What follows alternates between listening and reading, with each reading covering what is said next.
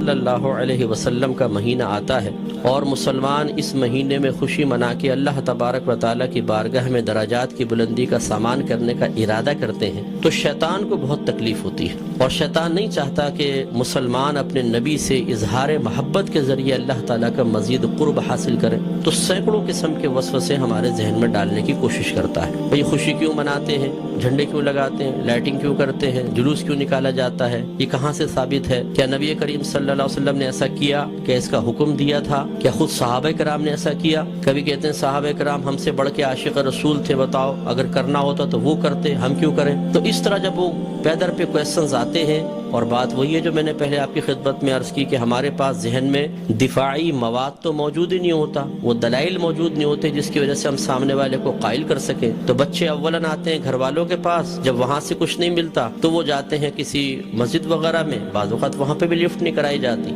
تو پھر آج کل علم حاصل کرنے کا سب سے پاورفل ذریعہ ہے سوشل میڈیا، پھر جا کے بیٹھ جاتے ہیں سوشل میڈیا پہ، اور وہاں پہ ہر طرح کا جاہل ترین آدمی بیٹھا ہوا ہے جس کو دین کی الف بے بھی نہیں آتی، اور معذرت کے ساتھ میں لفظ کہوں گا اس کو استنجا کرنا آتا نہیں ہے، اور وہ وہاں بیٹھا ہوا قرآن حدیث کے دلائل دے رہا ہے، اور پھر وہ الٹے سیدھے دلائل پڑھنے کے بعد تو اور انسان کا ذہن گڑبڑ ہو جاتا ہے۔ تو کچھ باتیں بس میں اس کے بارے میں عرض کر کے پھر اپنے بیان کی طرف آؤں گا۔ دیکھیں، میلاد مصطفیٰ صلی اللہ علیہ وسلم کی لغوی بحث کو چھوڑ کر ہم اس لفظ کو بولتے ہیں چند افعال و اعمال کے مجموعے پر کہ یہ ہم میلاد مصطفیٰ منا رہے ہیں، مثلا اس میں کھانا کھلانا، سرکار کے فضائل بیان کرنا، نعت خوانی کی محافل ہیں، جھنڈے لگانا، لائٹنگ کرنا، جلوس نکالنا، ان تمام چیزوں کے مجموعے کا نام رکھ دیا جاتا ہے میلاد مصطفیٰ، یعنی ہم میلاد مصطفیٰ منا رہے ہیں۔ اور اگر دیکھا جائے تو اصل میں سرکار کی ولادت پاک کی خوشی ہم منا رہے ہوتے ہیں، اس کے لیے طریقہ اختیار کرتے ہیں تو ان تمام کو کہہ دیتے ہیں جی میلاد کی محفل ہو رہی ہے، میلاد مصطفیٰ منا رہے ہیں۔ تو پہلی بات تو یہ کہ خوشی منانا اور خوشی کا اظہار کرنا، یہ دونوں چیزیں قرآن کے حکم سے ثابت ہیں۔ اللہ تعالیٰ فرماتا ہے قل بفضل اللہ وبرحمتہ فبذلک فلیفرحوا، اے حبیب کریم صلی اللہ علیہ وسلم آپ ان لوگوں سے فرما دیجئے کہ اللہ کے فضل اور اس کی رحمت پر چاہیے کہ خوشی کا اظہار کریں۔ کہنے والا کون ہے؟ اللہ تبارک و تعالی۔ اور اگر میں آپ سے پوچھوں کہ اللہ کا سب سے بڑا ہم پر کیا گیا فضل کیا ہے اور اس کی نازل کردہ رحمت کیا ہے، تو ہر مسلمان بے اختیار کہے گا کہ ہمارے نبی کریم صلی اللہ علیہ وسلم سب سے بڑا اللہ کا فضل، سب سے بڑی اللہ کی رحمت کہ ہمارے سرکار کے قدموں سے ہمیں قرآن ملا ہے، ایمان ملا ہے، حتیٰ کہ اللہ تبارک و تعالیٰ نے اپنی معرفت بھی اس وقت تک چھپا کر رکھی جب تک اپنے حبیب کو ظاہر کرنے کا ارادہ نہ فرمایا۔ حبیب کو ظاہر کیا اور پھر اپنی معرفت ہم تک پہنچائی، تو ہم نے تو اپنے نبی کے ذریعے سب کچھ پایا، تو آپ سے بڑھ کر فضل اور رحمت اور کیا ہوگا؟ اور خود اللہ تعالیٰ فرما رہا ہے کہ مسلمانوں کو چاہیے اے حبیب ان سے فرمائیے۔ یقینی سی بات ہے کہ کافر کو تو مکلف نہیں بنایا جا رہا نا، مخاطب مسلمان ہی ہوں گے، کہ مسلمانوں سے کہیے کہ اللہ کے فضل اور اس کی رحمت پر چاہیے کہ خوشی کا اظہار کر۔ اور دوسری آیت میں فرمایا وَأَمَّا بِنِعْمَةِ رَبِّكَ فَحَدِّثْ، اور اپنے رب کی نعمت کا خوب چرچا کرو۔ حدث تحدیث سے نکلا ہے۔ تحدیث کا مطلب ہوتا ہے اللہ تعالیٰ کی کسی عطا کردہ نعمت کو کسی کے سامنے ظاہر کرنا، چاہے وہ قول سے ہو، جیسے ہم کہتے ہیں جی اللہ کا بڑا فضل ہے بونڈ لگ گیا، اللہ کا بڑا فضل ہے مکان بنا لیا، اللہ کا بڑا فضل ہے میرے بیٹے کی شادی ہو گئی، یہ ہم نعمت کا اعتراف اور اظہار کر رہے ہوتے ہیں۔ اور اسی طریقے سے مختلف اعمال و افعال سے بھی بعض اوقات تحدیث نعمت ہوتی ہے۔ ایک دفعہ ایک صحابی نبی کریم صلی اللہ علیہ وسلم کی خدمت میں آئے جو پھٹے پرانے سے تھوڑے کپڑے پہنے ہوئے تھے، مفلوق الحال سے تھے، تو سرکار نے فرمایا کہ کیا تمہارے پاس کوئی مال نہیں ہے؟ عرض کیا رسول اللہ صلی اللہ علیہ وسلم الحمدللہ ہر طرح کا مال ہے، مویشی ہیں، دراہم ہیں، دنانیر ہیں، باغات ہیں۔ تو سرکار نے ارشاد فرمایا پھر اللہ کی نعمت کا اثر آپ پر ظاہر ہونا چاہیے، اپنے آپ کو ایسا نہ رکھو بلکہ ایسے لباس پہنو، ایسی عادات و اطوار رکھو، ایسا طور طریقہ رکھو کہ لوگ جان جائیں کہ اللہ تعالیٰ نے آپ کو نعمتوں سے نوازا ہے۔ تو بتائیے کہ جب میلاد مصطفیٰ صلی اللہ علیہ وسلم آئے تو کیا ہمیں اپنے نبی کی اس طرح خوشی کا اظہار نہیں کرنا چاہیے تاکہ یہ ظاہر ہو کہ اللہ تعالیٰ نے ہمیں اپنے نبی کی سب سے بڑی نعمت سے نوازا ہے؟ جب عام دولت کے لیے سرکار نے فرمایا تمہیں اللہ نے دولت دی ہے، اس کا اثر تم پہ ظاہر ہونا چاہیے، اس نعمت کا اثر ظاہر ہونا چاہیے، تو بتائیے کہ جب میرے سرکار تشریف لائے اس نعمت کا اظہار کیوں نہیں چاہیے؟ تو یہ دونوں چیزیں قرآن سے ثابت ہے، تو خوشی منانا اور نعمت کا اظہار کرنا۔ جب اللہ تعالیٰ نے اس کا حکم دے دیا، اجازت دے دی، تو پھر ہر وہ طریقہ اختیار کرنا جائز ہوگا جس کو قرآن اور حدیث نے منع نہیں کیا ہے۔ یہ اچھی طرح اصول یاد رکھیے، کسی چیز کے جائز قرار دینے کے لیے دلیل نہیں چاہیے ہوتی، کسی چیز کو ناجائز قرار دینے کے لیے دلیل درکار ہے۔ مثال کے طور پر میں آپ سب سے پوچھتا ہوں، جو آپ نے ٹوپیاں پہن رکھی ہیں جائز ہے کہ ناجائز؟ بتائیں، بولیں، لائیں، ثابت کریں قرآن و حدیث۔ حضرت ثابت کریں کہ ایسی ہری پٹی نیچے اور اوپر سفید ہو، قرآن حدیث سے ثابت کریں۔ کر سکتے ہیں آپ؟ تو آپ کہیں گے بھی قرآن و حدیث سے اگر میں ثابت نہیں کر سکتا تم یہ بتاؤ کہ یہ جائز ہے ناجائز؟ اگر کہتے ہو ناجائز تم ثابت کر دو، میں نہیں پہنوں گا۔ اس طرح آپ نے چشمے پہنے ہوئے ہیں، آپ اس وقت رات کے تقریباً 9:30 بجے یہاں بیٹھ کر بیان سن رہے ہیں، لائٹنگ ہوئی ہے، یہ پکی چھت کے نیچے آپ بیٹھے ہوئے ہیں، میں مائک پہ بیان کر رہا ہوں، آپ اس کو سن رہے ہیں اسپیکر کے ذریعے، تو کیا یہ سب قرآن و حدیث سے ثابت ہے؟ یقینی سی بات ہے کہ نہیں۔ لیکن کیا یہ منع ہے؟ جب منع نہیں ہے تو پھر جائز ہے۔ یہ پہلا اصول یاد رکھیے گا۔ تو اگر کوئی آپ سے کہتا ہے کہ میلاد مصطفیٰ جائز ہے، آپ کہیں بالکل جائز ہے، وہ کہے قرآن و حدیث سے ثابت کرو، آپ کہیں کہ چلو میں بعد میں بولتا ہوں، پہلے تم یہ بتاؤ کہ ناجائز ہے، یس تو تم ثابت کرو۔ کوئی ایک آیت لا کر ایسی بتائیں، کوئی حدیث جس میں اللہ یا رسول نے فرمایا ہو کہ میلاد مصطفیٰ نہ مناؤ، اور جب اللہ تعالیٰ اس کے رسول منع نہ کر رہے ہوں تو پھر آپ اور میں کون ہوتے ہیں منع کرنے والے؟ بعض کہتے ہیں کہ جی سرکار نے ایسا نہیں کیا، صحابہ کرام نے نہیں کیا، نہ اس کا حکم دیا۔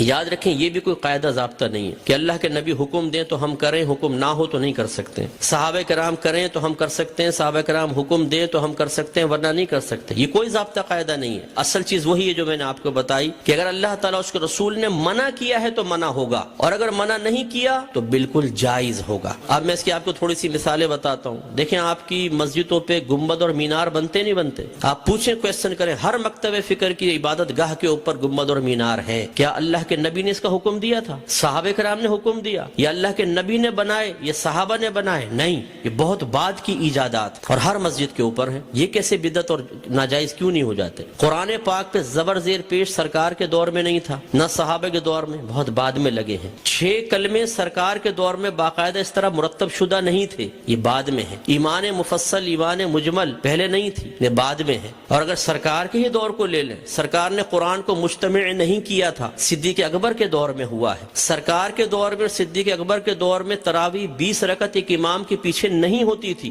عمر فاروق رضی اللہ تعالیٰ عنہ نے کی ہے۔ اور ان پہلے 3 ادوار میں جمعے کی صرف ایک اذان ہوتی تھی جو اذان ثانی کہلاتی ہے۔ پہلی اذان حضرت عثمان غنی رضی اللہ تعالیٰ عنہ نے ایجاد فرمائی ہے۔ یہ ایک بازار تھا، وہاں پر ایک مقام زورہ تھا۔ جب مدینے میں وسعت پیدا ہوئی، اذان ہوتی تھی، دور تک آواز نہ پہنچ پاتی تھی، لوگوں تک اعلان نہ پہنچ پاتا تو آنے میں دیر ہو جاتی تھی، تو پھر آپ نے فرمایا کہ ہم ایک اذان اور شروع کریں گے جو اصل اذان سے، جو دوسری اذان ہے اس سے آدھے پونے گھنٹے پہلے بازار کے پاس ہوگی، تاکہ لوگ ہوشیار ہو جائیں اور جمعے کی تیاری کر سکیں۔ ہر مکتبہ فکر جو جمعہ پڑھتا ہے وہ پہلی اور دوسری دونوں اذانیں دیتا ہے۔ وہاں یہ کویسچن کیوں نہیں پیدا ہوتا کہ جب اللہ کے نبی نے نہیں کیا تو پھر حضرت عثمان غنی نے کیسے کر لیا؟ اس کا مطلب ہے جب ضرورت پیش آتی ہے تو یہ اللہ کے نبی کی تعلیم ہے، خود صحابہ کرام نے ہمیں تعلیم دی ہے کہ آپ کسی بھی ایسی چیز کو شروع کر سکتے ہیں کہ جس کو اللہ تعالیٰ اس کے رسول نے منع نہیں کیا ہے۔ اسی طرح مدارس کا قیام آپ دیکھ لیں، ان میں سلیبس ہم نے رکھا ہوا ہے۔ اور اسی طرح میں آخری بات بس یہ مثال دیتا ہوں، ہر مسجد میں جماعت کے کچھ اوقات مقرر ہوتے ہیں، فجر اتنے بجے، ظہر اتنے بجے، عصر، مغرب، عشاء۔ کیا نبی کریم صلی اللہ علیہ وسلم نے حکم دیا تھا کہ اس وقت جماعت کرو؟ صحابہ کرام نے نہیں، ہم نے اپنی سہولت کے اعتبار سے کیا ہے۔ اور یہ ایک اعتراض کا بہت بڑا جواب بھی بن سکتا ہے۔ لوگ کہتے ہیں کہ آپ یہ 12ویں کا انتخاب کیوں کرتے ہیں؟ یہ بتائیں۔ اپنے پاس سے دن خاص کر لینا صحیح نہیں ہے، اپنے پاس سے دن خاص کر لینا صحیح نہیں ہے۔ تو یہاں میں آپ کو سمجھا دوں کہ کسی ایک چیز کو دوسری چیز کے ساتھ خاص کرنا 2 طرح کا ہوتا ہے۔ اللہ تعالیٰ اس کے رسول نے خاص کیا تو اسے کہتے ہیں تخصیص شرعی، یعنی خاص کرنا شریعت کی طرف سے۔ اور اگر اللہ تعالیٰ اس کے رسول نے نہیں کیا، آپ اور میں کر لیں، جیسے ہم بچے کی سالگرہ کے لیے ڈیٹ کرتے ہیں، فکس کرتے ہیں، اس طرح بچی کی شادی کے لیے ڈیٹ ہم آپس میں مشورہ کر کے فکس کرتے ہیں، کوئی تقریب کرنی ہوتی ہے اس کے لیے، اسی طرح دارالعلوموں کے اندر سال شروع کرنا آخر کے لیے، اسی طریقے سے مسجدوں میں جماعت کے اوقات۔ یہ جو ہم اپنے پاس سے ایک چیز کو دوسری کے ساتھ خاص کرتے ہیں، اس کو کہتے ہیں تخصیص عرفی۔ تو تخصیص عرفی کو تخصیص شرعی بنانا غلط ہے کہ مثال کے طور پہ اگر ہم 12ویں کو 12ویں تاریخ میں کر رہے ہیں تو تو ہم کہیں کہ اسی تاریخ میں ہوگی، اس کے علاوہ نہیں ہوگی، یہ غلط ضرور ہوگا. لیکن ایک چیز کو دوسری چیز کے ساتھ خاص کر دینا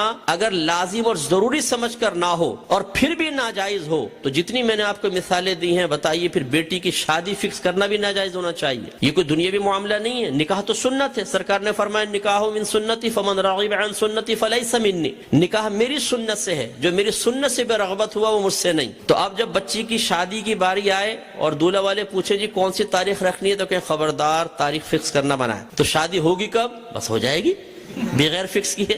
کر کے بتائیں پھر ذرا. تو یہ مطلب ایک بے وقوفی کی سی بات ہے. تو اس لیے جماعت کے اوقات مخصوص کر دینا اور اس سے 1 منٹ بھی آگے پیچھے نہ ہونا. امام صاحب اگر 4 منٹ بھی لیٹ ہو جاتے ہیں تو لوگ یوں ٹائم دیکھتے ہیں، امام کہاں گیا، اور پھر جو شور مچتا ہے پوری مسجد کے اندر، کچھ امتحان ہے. خود جماعت میں لیٹ پہنچے کوئی بات نہیں، امام صاحب 1 منٹ بھی لیٹ نہیں ہونے چاہیے. بالکل وقت کے اوپر جمعہ شروع ہونا چاہیے، وقت پہ جماعت. تو جو ہم نے اپنے پاس سے خاص کیا اس میں کتنی سختی کر رہے ہیں، ہر مکتبہ فکر کرتا ہے. تو خلاصہ کلام یہ ہے کہ اللہ کے نبی کی جب یہ میلاد کا موسم آتا ہے، اس قسم کے بہت سارے وساوس ہماری طرف متوجہ ہوتے ہیں. اصول بس یہی ہے کہ اللہ کے رسول نے اگر حکم نہیں بھی دیا، کر کے نہیں بھی دکھایا، لیکن منع بھی نہیں کیا، تو ہمارے لیے بالکل اس کے کرنے کی شرعی طور پر اجازت ہے.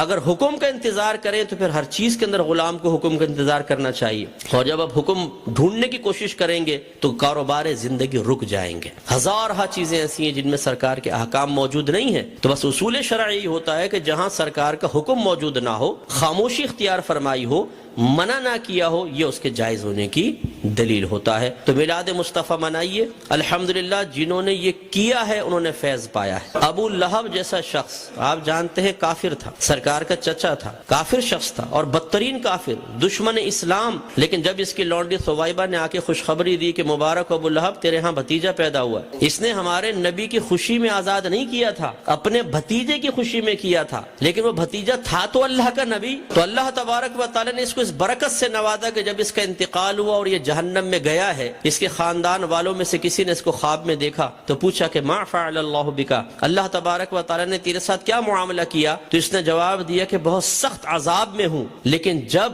میں اس انگلی کو اپنے منہ میں لیتا ہوں کہ جس سے میں نے اپنی لونڈی کو آزاد کیا تھا تو اللہ تبارک و تعالی اس سے پانی جاری فرما دیتا ہے. تو شیخ عبدالحق محدث دہلوی رحمۃ اللہ علیہ فرماتے ہیں لوگوں غور کرو، ایک دشمن تو ہمارے نبی کی خوشی منا کر جہنم میں راحت پائے، تو پھر ہم اگر اپنے حبیب کا میلاد منائیں، ان کی خوشی منائیں تو کتنی راحت پائیں گے. اور جب میرے سرکار صلی اللہ علیہ وسلم پیدا ہوئے تو خوشی تو اللہ نے بھی اس کا اظہار فرمایا، خوشی کا اظہار فرمایا، انعامات دیے، مبارکبادیں ہوئی. آپ تاریخ اٹھا کے پڑھیں، جب میرے آقا صلی اللہ علیہ وسلم کی ولادت ہوئی ہر پرندے اور ہر جانور نے ایک دوسرے کو مبارکباد دی ہے کہ ہمارے نبی پیدا ہو گئے. فرشتے ایک دوسرے کو مبارکباد دے رہے تھے، حدیثوں کے اندر موجود ہے، فرشتے مبارکباد دے رہے تھے. اور اس زمانے میں جتنی حاملہ عورتیں تھیں اللہ تبارک و تعالی نے سب کو بیٹوں سے نوازا. اور وہ قحط سالی کا دور تھا، لیکن جب میرے آقا صلی اللہ علیہ وسلم پیدا ہوئے تو عرب کہتے ہیں کہ اتنی فصلیں ہوئیں، اتنا چارہ ہوا اور ہمارے اونٹ چارہ کھا کھا کے اتنے موٹے ہو گئے کہ ہمیں خوف ہوا کہ شاید یہ چربی کی شدت سے پٹ پڑیں گے، اتنا اللہ نے نعمتوں سے نوازا ہے. تو خلاصہ کلام یہ ہے کہ میرے آقا صلی اللہ علیہ وسلم کی میلاد مصطفیٰ منانا یہ بہت بڑی سعادت کی بات ہے. وسوسوں سے قطع نظر خوشی کے ساتھ میلاد مصطفیٰ منائیں، انشاءاللہ برکت حاصل ہوگی.